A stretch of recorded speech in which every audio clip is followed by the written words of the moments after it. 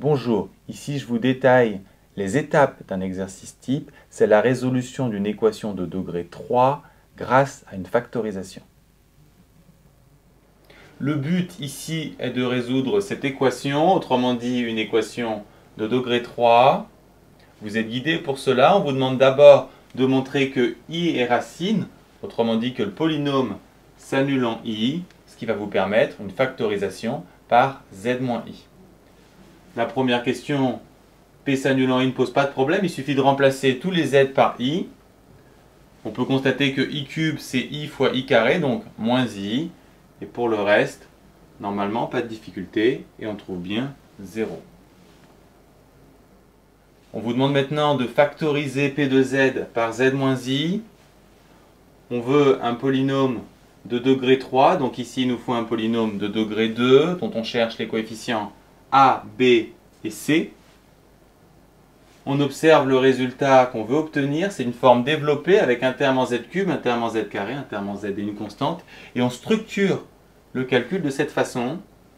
On fonctionne de façon très organisée. Z fois az carré, ça fait az cube.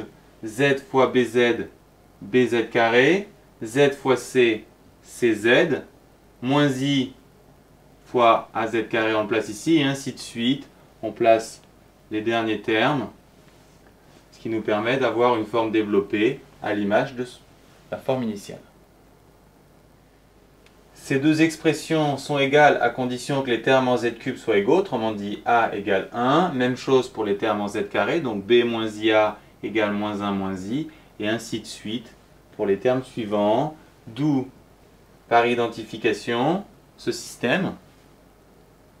Ce système est très simple à résoudre puisqu'on connaît déjà a, et que c vaut 1, et on en déduit que b égale moins 1. En injectant ces coefficients dans l'expression de p de z, on obtient le résultat suivant.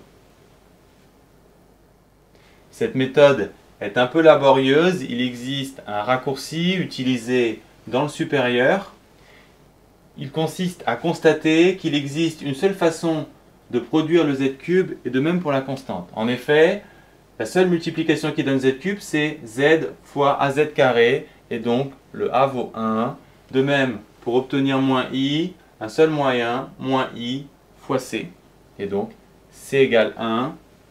Vous précisez que ces deux coefficients sont évidents, ce qui vous donne cette factorisation.